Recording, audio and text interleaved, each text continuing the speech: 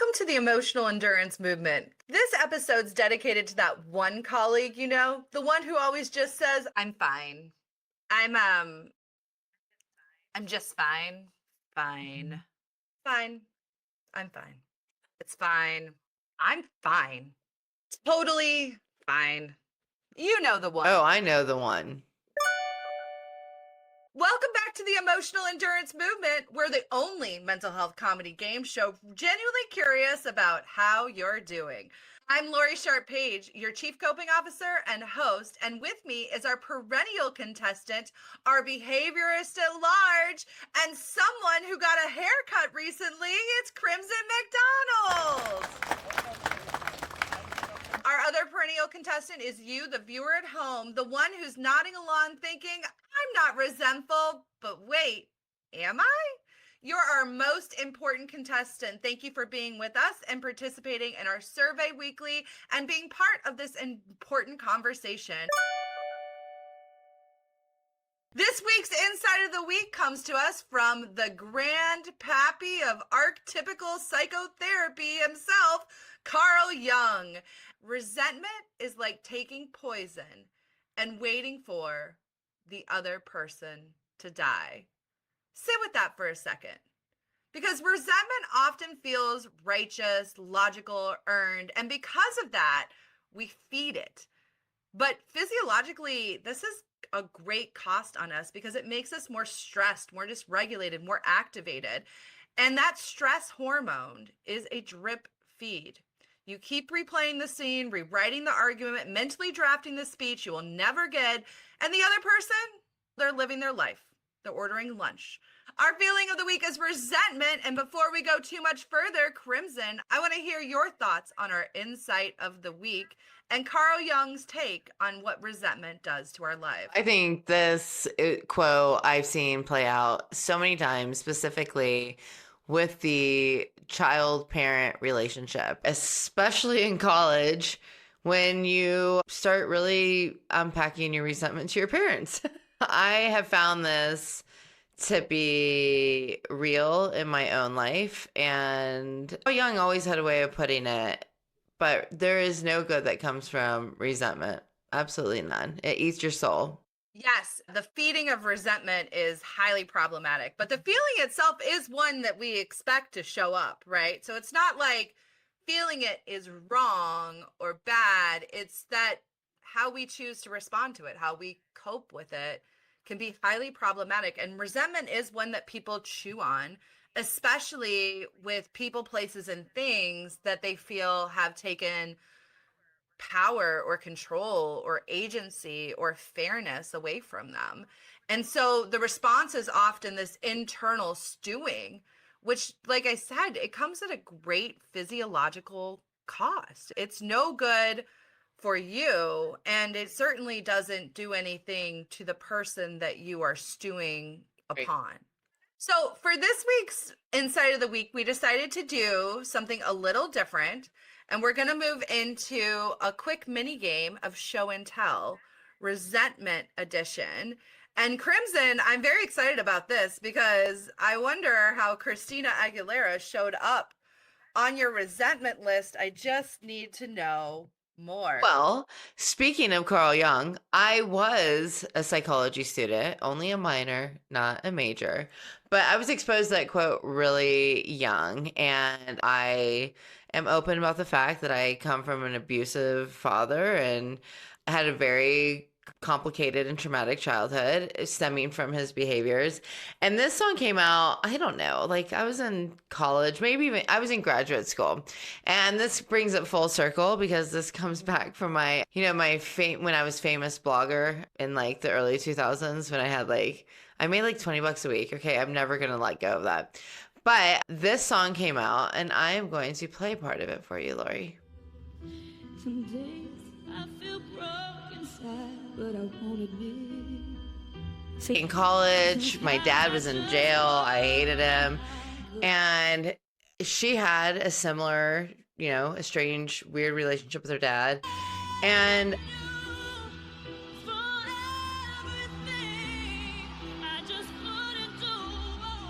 I just remember So my sister's 8 years older than me, and you can learn from your siblings when they're that much older. And I've hurt myself, but And so my sister was unpacking feelings about our childhood when I was still in childhood. And I watched how she dealt with it. And she leaned into the resentment and the anger. And, it's not that it wasn't justified, but she leaned into it. And I remember this song hitting because I was at a pivotal point in college where I knew that resentment was holding me back. and I've hurt myself by hurting you. Like I was no longer my goal was to get out of my home so I could go make my own decisions and not be tied to the decisions of the people that I resented. But I saw what my sister had been doing and I took the reverse of like, I'm not going to be resentful. But what I really was doing is that my resentment was showing up in other ways. So I was the overachiever. I was the person that was going to do everything. I was going to accomplish the most. I was going to overperform in every way possible. And I think at the time I didn't know it, but now I know it. And I quickly figured it out that I use resentment as a fuel. And so it wasn't legit that I didn't have it. I was leveraging it as a fuel to overachieve and to really drive myself through the adversity that I had been through. Whereas my sister's manifestation of resentment was very different. And I remember sitting with the song and thinking, you only hurt yourself. Like, she's right. She only hurt herself by blaming her father. Like, how many things do we hold ourselves back from because of the scars of our childhood and the resentment of what we're going to talk about today, which is when the expectations aren't met, when the contract that you think you got into was broken, and how that builds resentment. And you can't avoid it. I saw how the difference between my sister and I dealt with it in our lives. I will say, I don't know how she feels about my father now that he's passed, but she wouldn't let him walk her down the aisle. I did. And I really tried to guide my decisions and the boundaries I made with that man out of love and protection and not out of resentment. And now that he's dead and I can't go back, I really am grateful that I was aware of how resentment was manifesting and why, and I dealt with it versus leaning into it, because then I would have wasted, in her case, 30 years, in my case, 20 years of our lives on something that just has no return on its investment for anyone. I really appreciate you bringing that to show and tell, because I think that's a great example of how you metabolize a challenging emotional experience. And sometimes we can do it automatically. We don't even really realize, but that's part of taking care of yourself, is being aware of how you are coping, how you're processing through something difficult.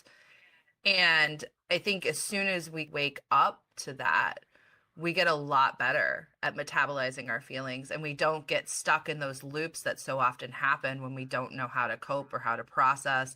And like I like to say, the lemons just keep stacking up, regardless of if you're turning them into the lemonade. And lemons into lemonade sounds so nice and so like sanitized, but like often this is a low down gritty process. And even if someone finds themselves 30 years down the path of really feeding that resentment, really allowing it to control so much of their life versus learning how to put it in its place, a place that it serves you, that you can do something meaningful with it, is to recognize that like it's really scary to get to reimagine your relationship with it after so long it being that way, but you can do that any day.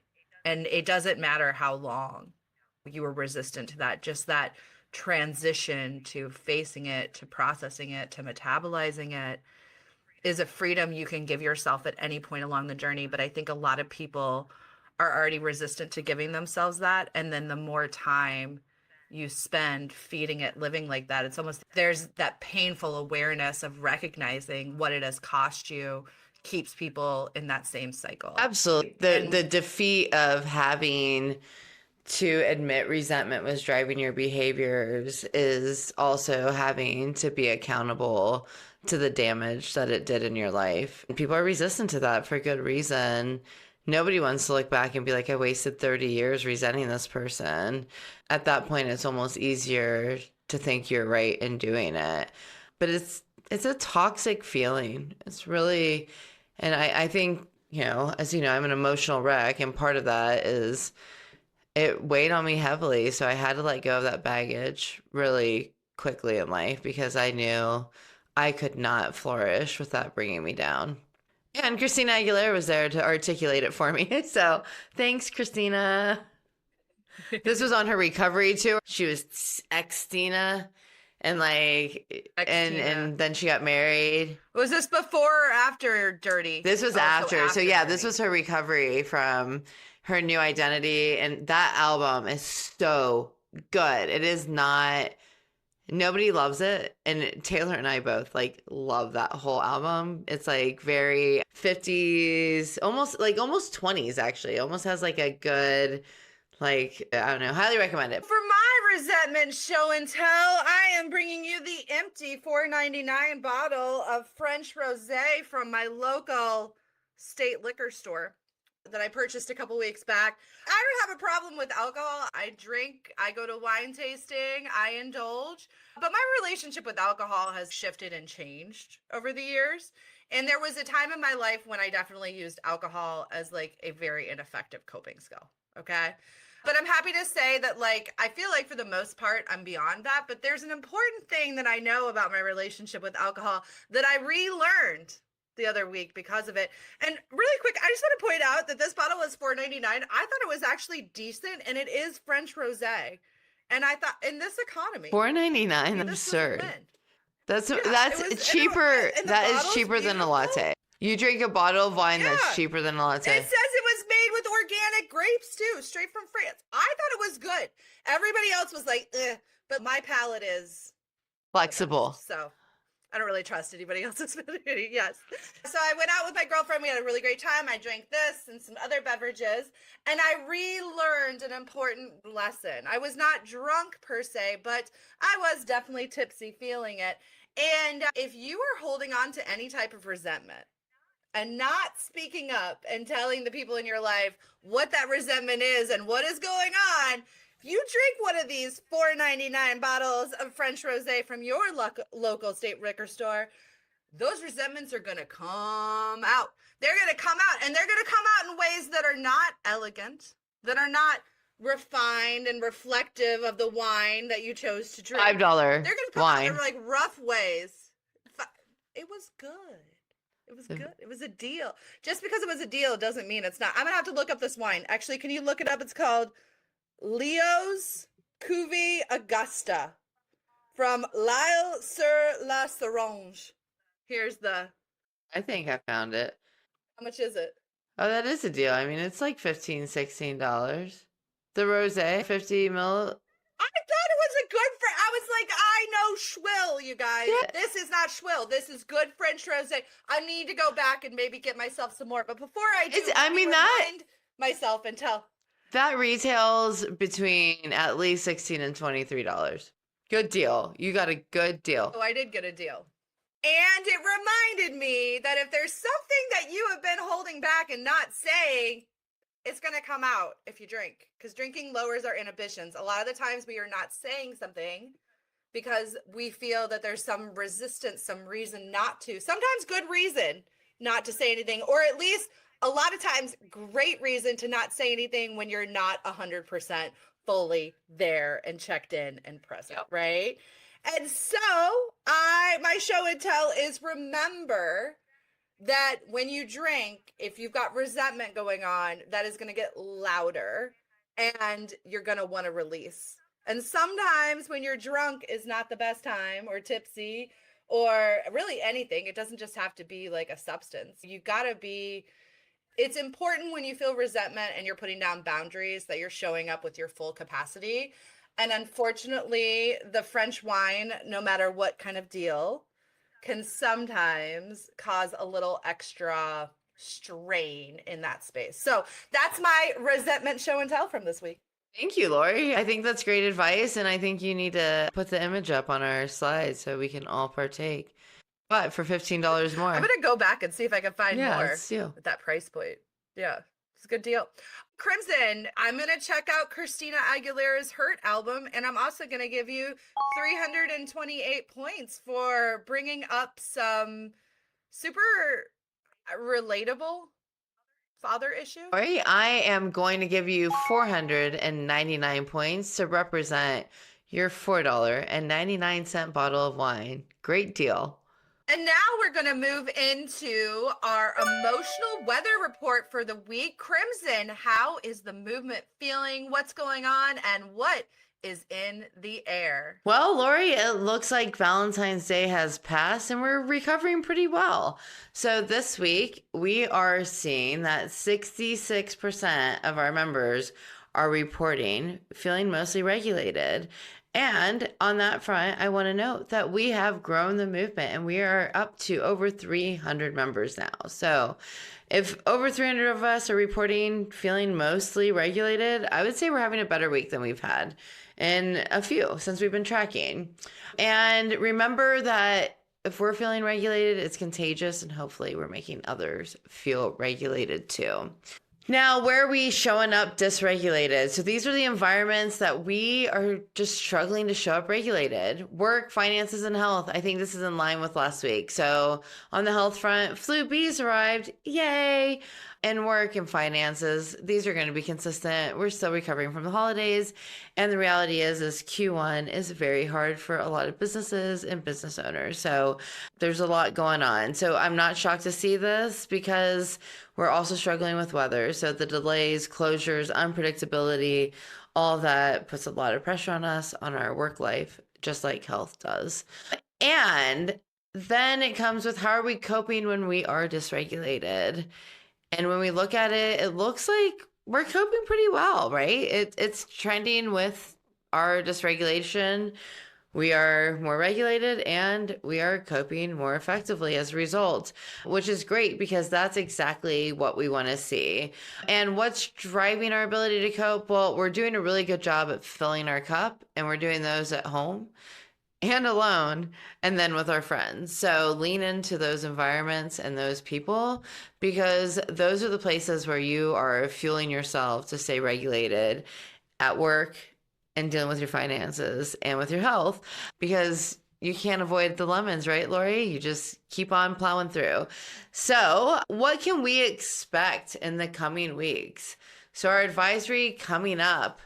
So the client regulation is improving. We're seeing that across the community, but we're still seeing a lot of pressure at work and with our finances. So those are going to be constant, but let's hope we can overcome the wellness and the health problems because the flu needs to end. We already went through a horrible flu A season. We don't need a horrible flu B season. But in terms of our capacity, this isn't the week to expand the load. Let's just try to maintain steady movement this week. And then we can kind of build upon the week of regulation that we had. So my advice moving forward in the week to come is protect yourself most by being in those regulated places and keeping your cup filled proactively. Don't wait until you're depleted to do the things that you need to do.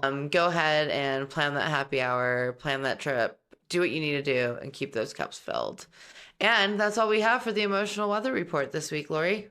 Awesome. I am definitely in a space of trying to maintain what is working. We've had a lot of challenges. No, we've had a lot of changes over at our house, just some like structural logistical changes. And so I'm trying to really look at what is working, what is feeling good, and what maybe needs to be like reworked a little bit. And I'm trying to have some fun while I do it, keep some lightness, some energy about it, because it feels like everything's changing, everything needs to change, everything needs to be rebuilt, and it's a tall order, and maybe we're just starting with figuring out my pantry right now. Start somewhere. I'm gonna start, and I'm okay with it. Yeah, I'm okay with it. So glad to know it's not just me. No. Thank y'all out there, all 300 of you, for helping to validate that it's not just us. And now for a word from our feeling of the week. Our feeling of the week this week is resentment. Resentment is a anger that has overstayed its welcome. It's usually one that has existed inside of us for a while, and either we don't have a way to get it out or we don't feel like we have permission to get it out. It's what forms when effort keeps flowing without appreciation or reciprocity, or the relief that you desire to come back never does. It's the emotional sediment left behind when you override yourself and your boundaries repeatedly, and you just say yes when your body and your mind say no. And instead of addressing this mismatch, we become a very responsible pressure cooker. We push it down because resentment usually means that a boundary was crossed or never placed or not reinforced and then ignored. It's not a personality call. It's a layered piece of emotional data that says something is building here and it might be toxic. At the end of the day, other people can certainly harm us. They can do things that we can feel righteously resentful about. But if you don't find a way to channel that resentment, it ends up taking up so much space in your life.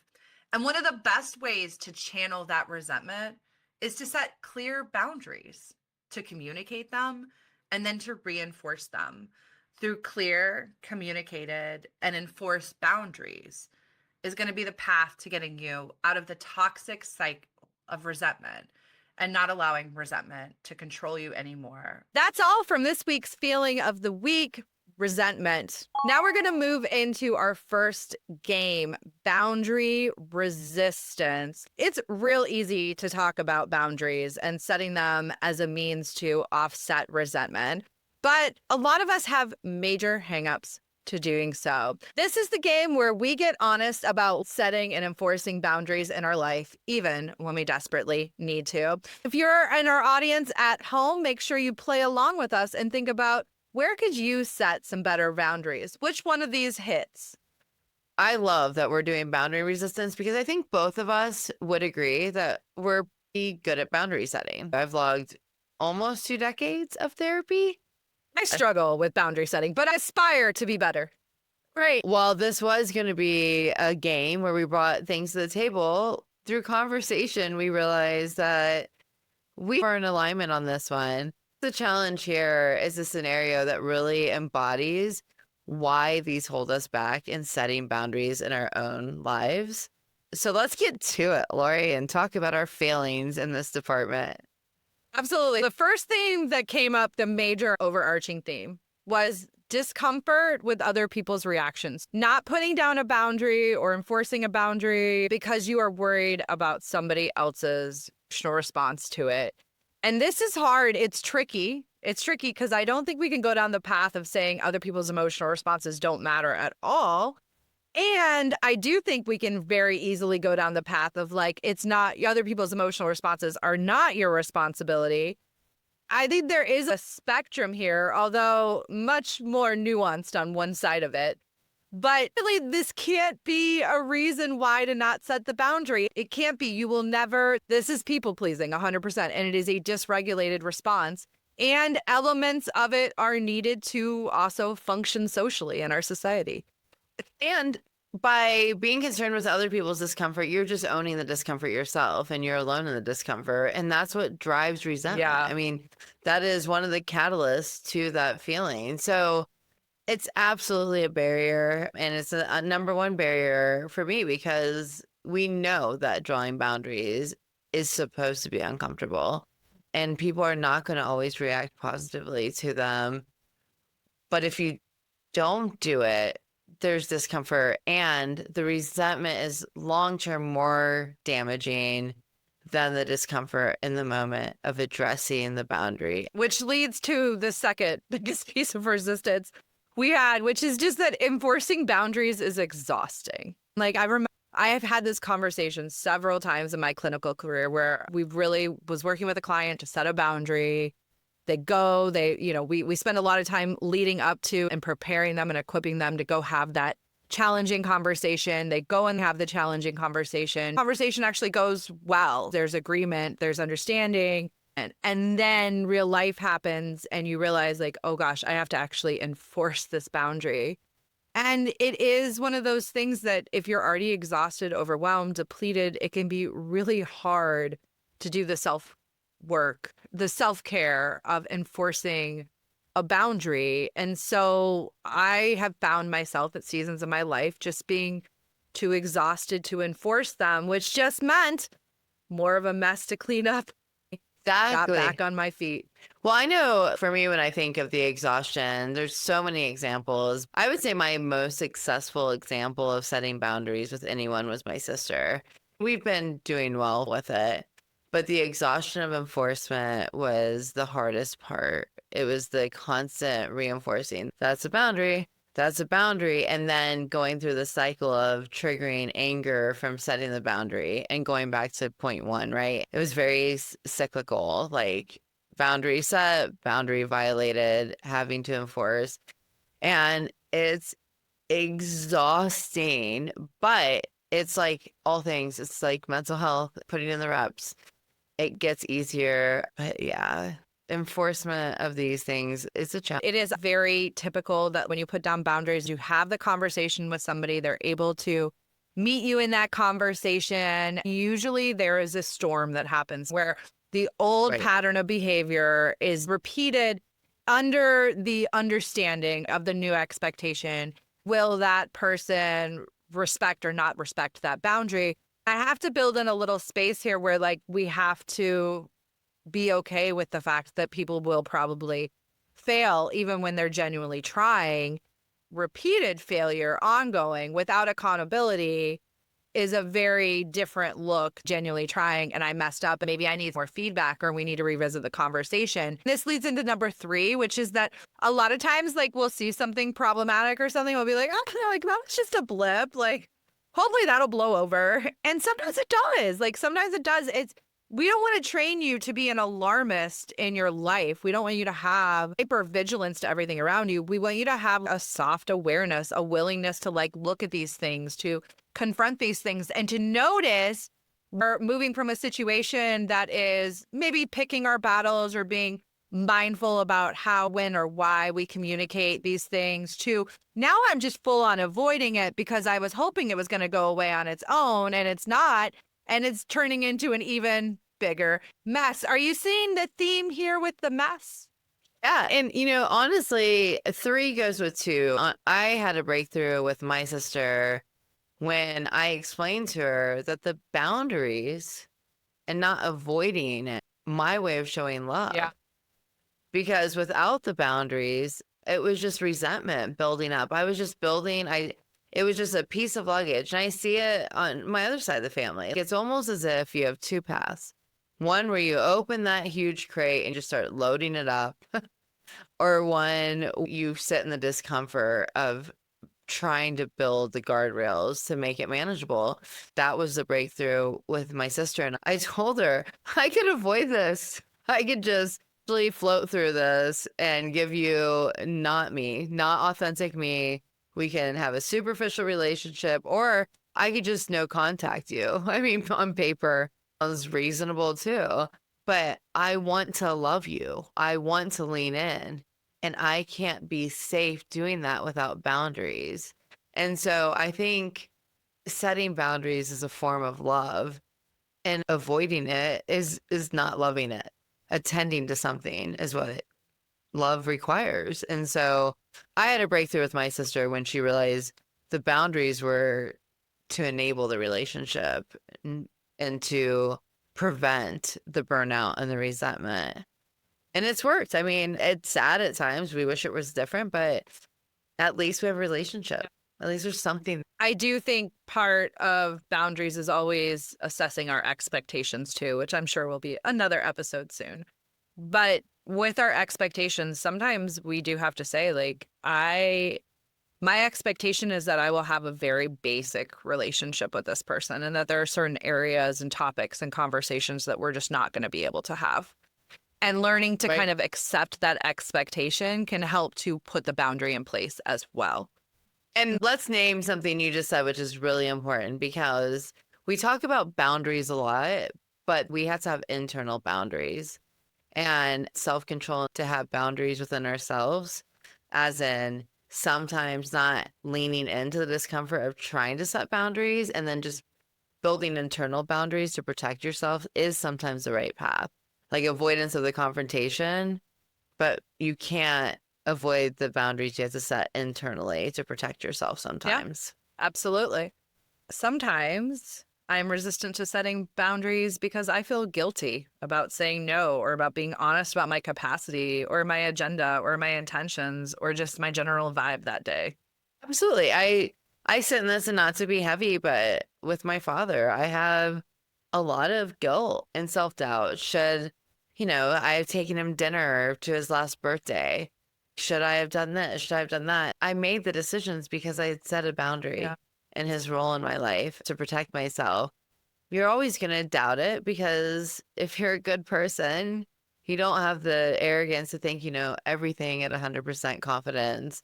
So it's a boundary to boundaries. Self-doubt is interesting here because I do think that self-doubt does create resistance to setting boundaries, but the more I do the setting of the boundaries and the more I practice it, the less self-doubt I experience as a whole. It's interesting how it gets more inflamed on one side of this. If you're doubting whether you can set boundaries and really in that kind of state, please know that if you want to resolve some of that self-doubt, a great way is to put those boundaries down. All of this at number 4 leads into a big fear that is honestly written within our DNA, and we have to learn to acknowledge it as a thing and also question it. And that's the fear of judgment by others, the fear of looking bad or losing face because we have a boundary. And especially for us people pleasers out there, this can be especially hard because so much of what we do in our relationships with each other is to try and keep people from negatively appraising us. The fear of judgment can really block progress with boundaries because a lot of people that aren't joining the contract have opinions about said contract between parties and judge that contract. It's very hard to not fear it because people are going to think it. I hear it all the time, well, why did you do that to your dad? Why didn't you let him meet your kids? This was our contract. This was our boundaries, and you have no right to judge it, but they're going to. People have all kinds of opinions, and they always will.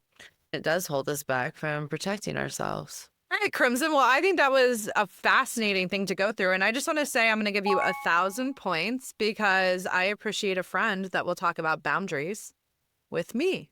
Laurie, I think on that collaboration, I'm going to give you another 499 points because I'm into your deal. I want the deal. Now a word from our coping skill of the week, boundaries. Boundaries, I feel like, get a bad rap. They're not punishments. They're rules of engagement.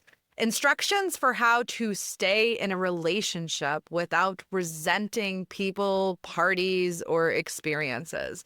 They're the bridge between what you give and what you expect to receive and what you can sustain. A boundary sounds like, I cannot take that on right now. I need more notice. I am happy to help once this week is done. That does not work for me. And yes, no. Often boundaries will make us feel uncomfortable. Our voice may shake. We may question our ability to set them. And maybe wonder how other people might judge us for doing so. But boundaries are super important. They're important for how you maintain your relationships, how you engage with them, and how you find the expectations of the world around you line up. Boundaries are the ultimate antidote to resentment because they help you understand what you can do to protect your capacity and to allow others around you to see what you need and what you desire from them. Boundaries are an important skill for anyone at any stage of life, and they can be implemented by anyone at any stage of life. If you find yourself chronically in a situation where someone is not respecting your boundaries, You need to take that data and make behavioral choices because of it. But all this starts with you speaking up and saying, this is what I want or I need, allowing your voice to be heard, and then doing the hard, sometimes exhausting work of continuing to show up and enforce those things. These are important to your life, and they can be too rigid and too loose. You need to be mindful of your boundaries in any given situation. And I invite you now with our next game to think a little bit about some boundaries in your life and maybe brainstorm some new ones that you can implement. That's all from our coping skill of the week, boundaries. Which brings us to our next game, Boundaries Ad Libs, a game where we fill in the blanks to create some new boundaries. I'm going to fill out mine, Crimson's going to fill out hers, then we're going to contrast and compare. Make sure to do it yourself at home. This is a great way of exploring how you are currently supporting yourself and ways in which you could do maybe a little bit more to put down and enforce some boundaries that are going to help protect your emotional endurance, relationships, and well-being. All right. Ready, let's do it. All right, our first boundary ad lib is blank, then blank.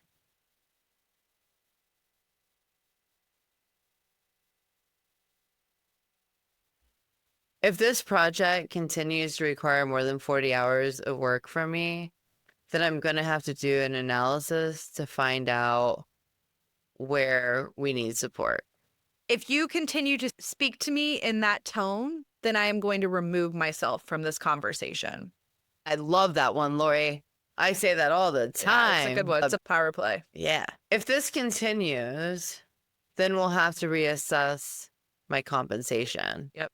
If this continues, then I'm going to have to reassess the value and the space that I give this relationship. What?